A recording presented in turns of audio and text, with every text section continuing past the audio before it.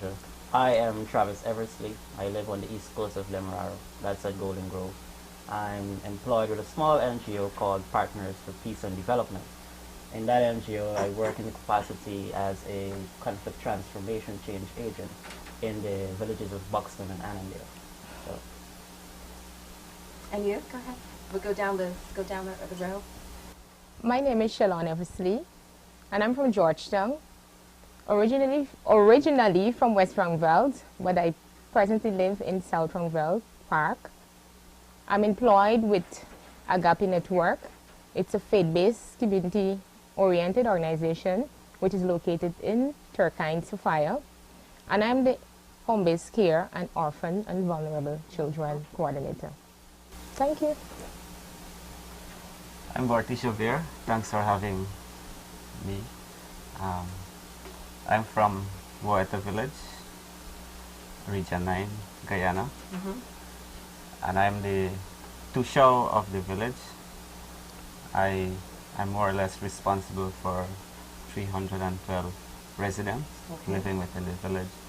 And my primary role basically is to work towards development, economic development, and trying to reduce the level of poverty within the community.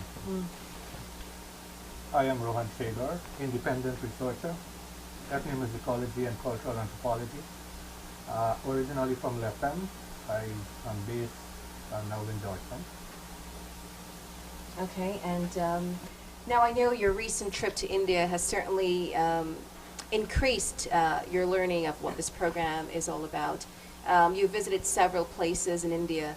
Maybe you'd like to share, some experiences of some of the specific places that you visited and how it's going to impact your experiences as you go back now to Guyana and impart those experiences with your fellow Guyanese. yeah, sure. For me, of course, we had many interesting sites, but one that was pivotal to me was the site we visited at Sevagram.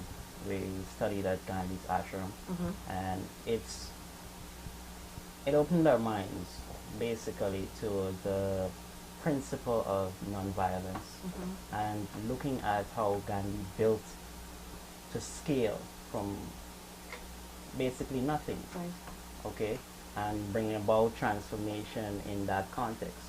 And it speaks directly to what the program is all about. It's about building on successes, creating partnerships, and just going to scale on what it is that you have and what it is that you need to do.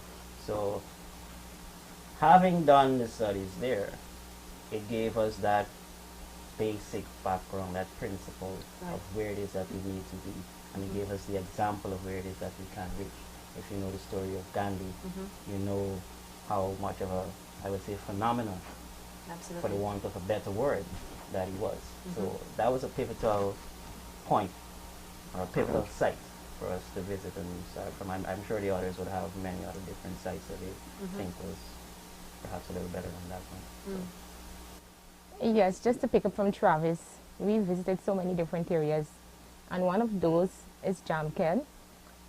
What I would say that I've learned from Jamked, first of all, I've heard so much while in Guyana about the caste system in India, and I was Which is still very prevalent, yes, unfortunately. Yes, and what I was really encouraged with, I was encouraged by the people in the village, whereas they were able to just do away with the caste system and work together to develop their community. And I was really impressed by that, the lower caste and the higher caste, and how much they've been working together to cause this development. But in particular, because of my organization and we work in the field of HIV and AIDS, I was able to meet one young lady, and she's HIV positive. And I know in Guyana, the persons I worked with, stigma and discrimination, it is very much prevalent, and it has caused the rate of HIV to increase so much that she has decided, because of the support is very important, the support that the support that these persons would get from their family and from their friends, and that is the support she got from persons there. And as a result of that, she was able to do so much she has people coming to the homes and they're having sessions, pre-sessions. She doesn't care now who knows that she is HIV positive. She's just going around and encouraging people. And Now that you've worked with HIV inflicted individuals in Ghana, how were you able to even help her, that one person there? Were you able to say something to her? Was there a language barrier? Were you able to communicate to her at all? no, actually, she's so comfortable with herself, right? She is so comfortable with herself. She's talking about it. She's going out there and sharing with other persons.